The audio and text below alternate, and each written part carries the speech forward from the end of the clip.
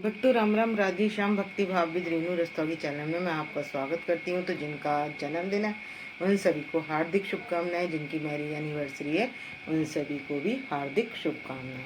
तो आशा करती हूँ कि आप सब कुशल मंगल होंगे। आप सभी को श्रावण मास की हार्दिक शुभकामनाएं। तो आज की वीडियो रहने वाली है कि श्रावण मास की एकादशी कब है। तो भक्तों, श्रावण मास की एकादशी कृष्ण पक्ष की एकादशी का नाम है कामिका, कामदा या कामिका, दोनों नाम से जानी जाती है। तो इसमें विष्णु भगवान की चतुर्भुजी रूप की पूजा की जाती है। तो सबसे पहले आप हमारे छोटे लाला के दर्शन कर लीजिए। देखिए उनका कितना श्रृंगार अच्छा लग रहा है।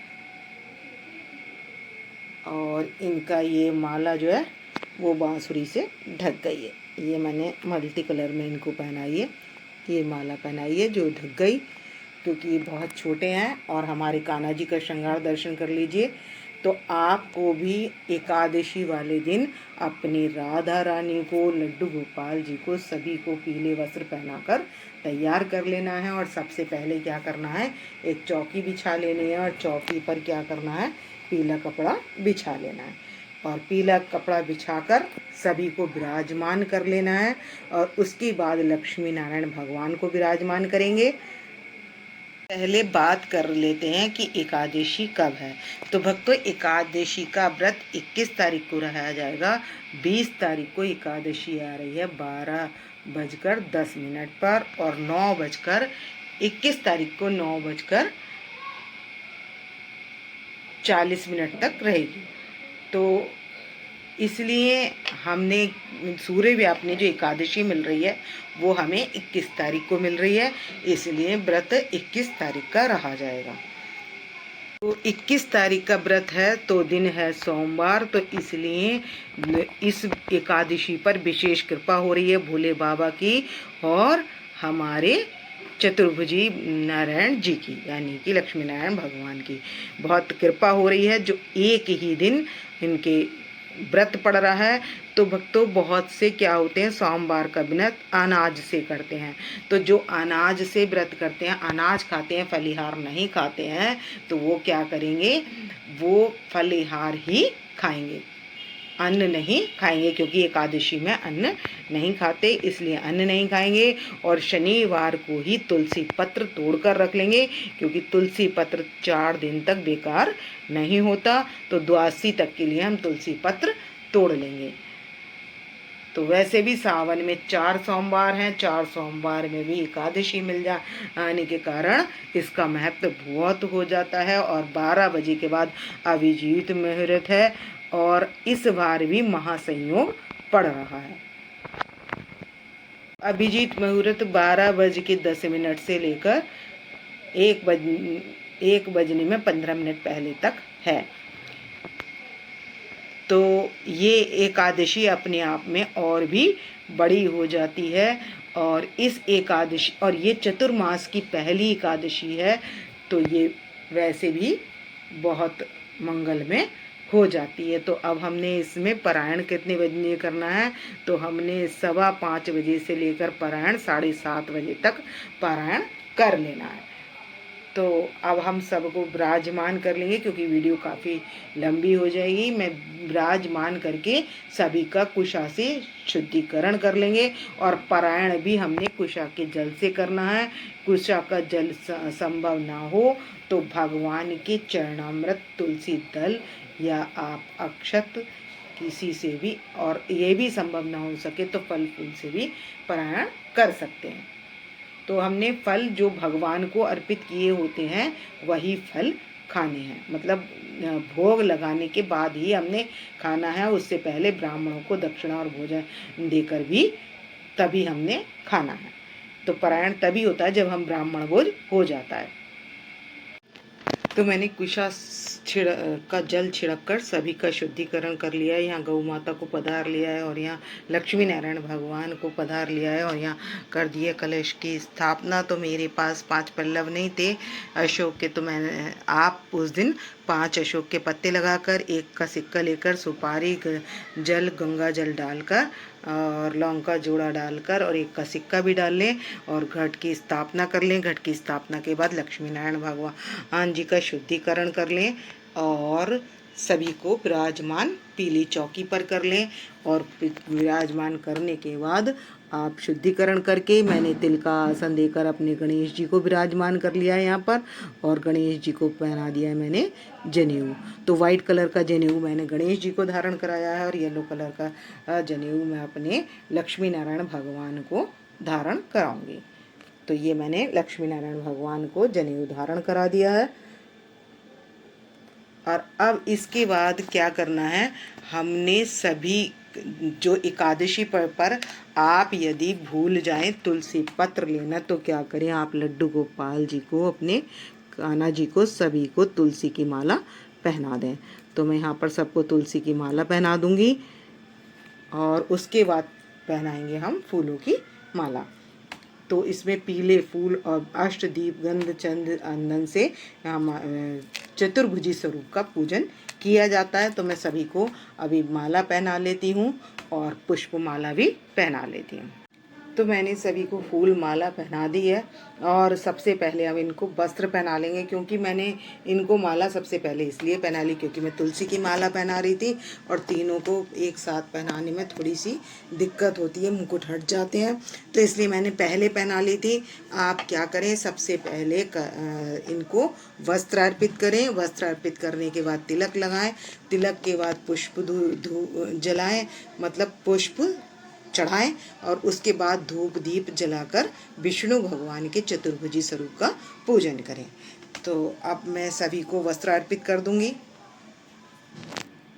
गणेश जी को और अपने लड्डू गोपाल जी को, सभी को हम कर देंगे वस्त्र अर्पित।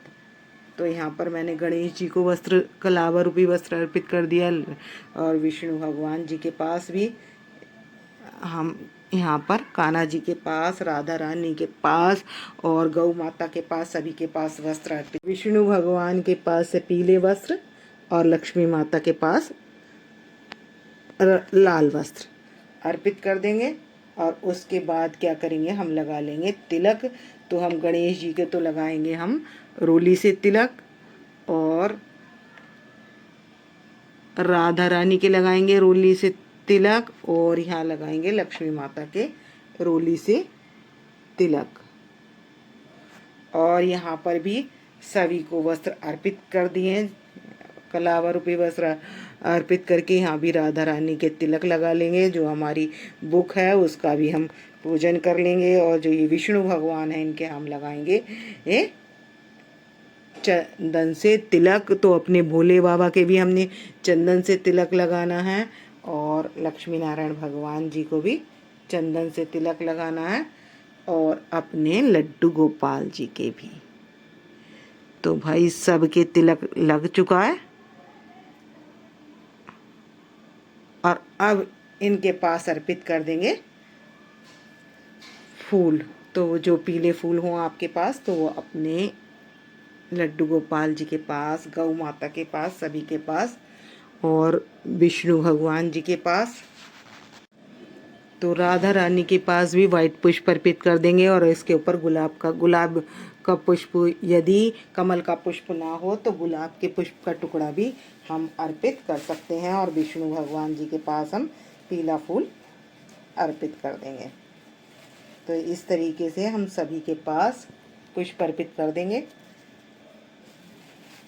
और जो गुलाब का टुकड़ा है वो मैं वाइट फूल के पास यहाँ पर ये लगा दूँगी। यहाँ कोई भी पुष्प हो आपका तो उस पर लगा सकते हैं। और हमारी राधा रानी के पास भी लगा दिया है मैंने, दोनों के पास लगा दिया है। और यहाँ भी हम पुष्प रख देंगे, बुक का पूजन कर रहे हैं तो यहाँ पर भी हम पुष्प रख लेंगे। पास चमेली के पुष्प थे तो मैंने कान्हा जी के हुई यहाँ पर चमेली के पुष्प कानों में पहना दिए हैं। तो गर्मी में ठंडक प्रदान होती है, बहुत गर्मी रहती है, तो आप भी राधा रानी के, और ज़्यादा हों तो यहाँ रखने के हिसाब से भी चाहिए और अगर ज़्यादा हो तो सभी के पास रखने के बाद आप कानों में भी पहना सकते हैं।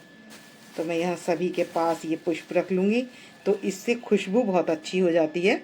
जो हमारे यहाँ पर भी हमने पुष्प पूजन करेंगे तो यहाँ भी रख लिए हैं, और 2-4 पुष्प हम अपने वहाँ पर भी राधा रानी के और यहाँ विष्णु भगवान के पास इधर भी रख देंगे। देखिए कितनी अच्छी खुशबू आ चुकी है और कितना सुंदर लग चुके हैं हमारे कान्हा जी। तो आपके पास जितने पुष्प हों आप उनसे उनको सजा लें।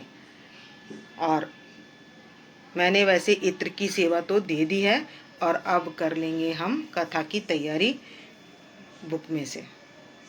ऋतुफल आपके पास है वो आप अर्पित कर देंगे गणेश जी के पास, और ये रेड है तो ये राधा रानी के पास कर लेंगे, और ये भी फल अर्पित कर देंगे। और यहाँ विष्णु भगवान जी के पास पीला फल, और लक्ष्मी माता के पास रेड कलर का फल अर्पित कर देंगे, और इधर गौ माता को भी अर्पित कर देंगे। और इसके बाद भोग में आप मखाने की खीर, मावे की बनी हुई घर में कोई भी वस्तु हो तो आप भोग लगा सकते हैं और वो रख सकते हैं भोग में। और पंचमेवा भी रख सकते हैं, माखन मिश्री का भोग लगा सकते हैं। और इस तरीके से आप अपने विष्णु भगवान की पूजा कर सकते हैं। और अब जला लेंगे धूप दीप। तो थाली तैयार कर लेते हैं। तो पूजा शुरू करने से पहले हम दीपक जला लेंगे, और एक जला लेंगे अखंड दीप, और क्योंकि अग्नि देवता हमारी पूजा के साक्षी होते हैं। और इस दीप को जलाने के, अखंड दीप जलाने के बाद हम किसका जाप कर सकते हैं? ओम नमो भगवते वासुदेवाय, या श्री कृष्ण गोविंद हरे मुरारी, हे नाथ नारायण वासुदेवा। तो हम और भोले बाबा का शिव चालीसा भी जरूर करना है, स्तोत्र भी कर सकते हैं। और यदि आपको टाइम ज़्यादा नहीं है आपके पास, तो आप ओम नमो भगवते वासुदेवाय मंत्र का जाप अपने मन में लगातार करते रहें। व्रत की कथा, तो इसमें से हम कथा कर लेंगे। तो ये एकादशी कौन सी है? एकादशी कामिका एकादशी। तो इस एकादशी के करने से क्या फल मिलता है? तो कुंती के पुत्र यानी कि अर्जुन पूछते हैं कि भगवान आषाढ़ मास की तो हो चुकी है, और सावन मास की कृष्ण पक्ष की एकादशी का नाम कामिका एकादशी है, और इसके करने से क्या फल प्राप्त होता है? तो इस एकादशी के करने से सभी मनोकामनाओं की पूर्ति होती है। इस एकादशी की कथा सुनने से वाजपेयी यज्ञ का फल प्राप्त होता है, और इसमें गंगा स्नान से भी अधिक फल स्नान का है। तो हमें दशमी के दिन नियम लेकर सुबह को स्वच्छ होकर ही अपने विष्णु भगवान की सेवा करनी है।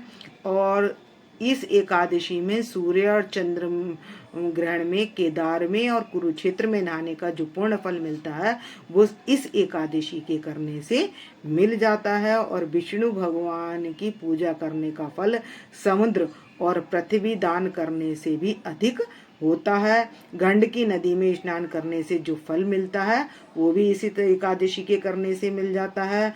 और इस एकादशी पर आभूषणों से युक्त बछड़ा गौदान करने का फल जो मिलता है वो भी इस एकादशी के व्रत करने से मिल जाता है। उत्तम ब्राह्मणों को भोजन कराने से आपकी सभी मनोकामनाएं पूर्ण होती हैं। समस्त देवता किन्नर इस व्रत को करते हैं, और इस भगवान विष्णु की पूजा, संसार के पापों को नाश करने वाला भी यही व्रत है कामिका एकादशी का। ने स्वयं बताया है जो इस एकादशी का, कामिका एकादशी का व्रत करते हैं उनके क्या होता है? उनको समस्त फलों की प्राप्ति हो जाती है। उन्हें आध्यात्म विद्या की भी प्राप्ति हो जाती है। मरने के बाद मनुष्य को यमराज के दर्शन नहीं होते और नरक भी नहीं भोगना पड़ता। और इस संसार सागर में रहते हुए भी जो मनुष्य इस एकादशी का व्रत करते हैं तो वह ऐसे रहते हैं जैसे कि कमल का पुष्प जल में रहते हुए भी अलग दिखाई देता है। तुलसी दल से पूजा करने से एक भार स्वर्ण और 4 बार चांदी दान करने के फल के बराबर मिलता है। और विष्णु भगवान रत्न मणि आभूषणों से युक्त हैं, वो उनसे ज़्यादा तुलसी दल से सबसे ज़्यादा प्रसन्न होते हैं। तुलसी की मंजरी से भगवान का पूजन करने वाला समस्त पापों को नाश कर लेता है। और तुलसी को जो नमस्कार करता है, तुलसी के दर्शन करता है, उसके भी समस्त पाप नाश हो जाते हैं। शरीर के स्पर्श मात्र से ही मनुष्य क्या होता है, पवित्र हो जाता है। और जो तुलसी जी को जल से स्नान कराते हैं तो उनको यम की यातनाएं नहीं भोगनी पड़ती। और जो तुलसी भगवान के चरणों में अर्पित कर देते हैं तो उनको मुक्ति प्राप्त होती है। और एक एकादशी के दिन रात्रि जागरण करने का फल तो चित्रगुप्त भी लिखने में असमर्थ हैं। और जिनके पितर लोग जो दीप दान करते हैं, उनके पितर स्वर्गलोक में अमृत का पान करते हैं। और जो भगवान के सामने घी का या तिल के तेल का दीपक जलाते हैं, वो क्या होते हैं, सहस्र दीपकों का प्रकाश का दान करने का फल उनको मिलता है। और ब्रह्म हत्यारे आदि पाप जो है वो भी इसी एकादशी के करने से नष्ट हो जाते हैं और मनुष्य सुख भोग कर अंत में विष्णु लोक को जाता है।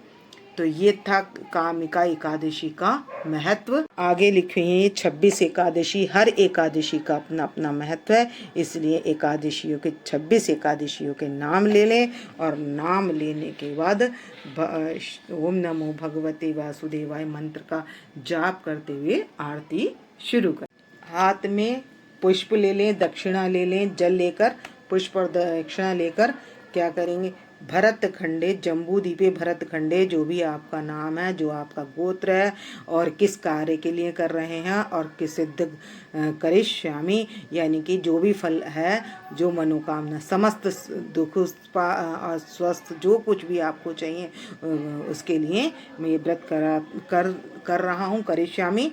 और भगवान आप जैसा व्रत करवाएंगे वैसा हम व्रत करेंगे, ऐसा संकल्प करके हम ये पुष्प और विष्णु भगवान जी के पास या गणेश जी के पास अर्पित कर देंगे।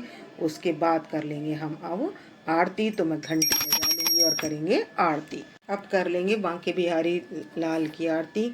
तो करेंगे बांके बिहारी तेरी आरती गाऊं, हे गिरधर तेरी आरती गाऊं, आरती गाऊं प्यारी तुमको मनाऊं, हरि चरणों में शीश झुकाऊं, मोर मुकुट प्यारी शीश पे सोहे, प्यारी वंशी मेरा मन मोहे, देख युगल छवि बल बल जाऊं, मैं बांके बिहारी तेरी आरती गाऊं, हे गिरधर तेरी आरती गाऊं, आरती गाऊं प्यारे तुमको मन। आरती पूर्ण हो चुकी है और प्रसाद में हमने रख लिए हैं कुछ फल काट कर रख लिए हैं। और ये जो पुष्पांजलि है वो 3 बार पुष्पांजलि अर्पण करूं, ग्रहण करो महाराज, कृपा दृष्टि अवलोकी, शरण पड़े की लाज, कहकर हम विष्णु भगवान के चरणों में अर्पित कर देंगे। और उसके बाद कर लेंगे क्षमा प्रार्थना। तो हमसे पूजा कितनी ही अच्छी क्यों करें, लेकिन फिर भी हमसे त्रुटि हो ही जाती है। तो कर्पूरी गौरम करुणावतारम संसारी सारम भुजगेन्द्रहारम सदा वसंतम हृदयरेन्दे भवम भवामी सहितम नमामि। तो इस तरीके से हाथ जोड़कर प्रार्थना करके भगवान से क्षमा प्रार्थना कर लेंगे। तो भक्तों, आप अपने लक्ष्मी नारायण जी के चरणों में हाजिरी लगा सकते हैं, ओम नमो भगवते वासुदेवाय लिखकर भी लगा सकते हैं और राधे राधे कहकर भी लगा सकते हैं, क्योंकि राधा नाम हमारे बिहारी जी को बहुत प्रिय है। तो मिलते हैं नेक्स्ट वीडियो में। भक्तों राम राम, राधे श्याम। यदि आपको मेरी वीडियो पसंद आई हो तो प्लीज़ लाइक शेयर और कमेंट कर देना।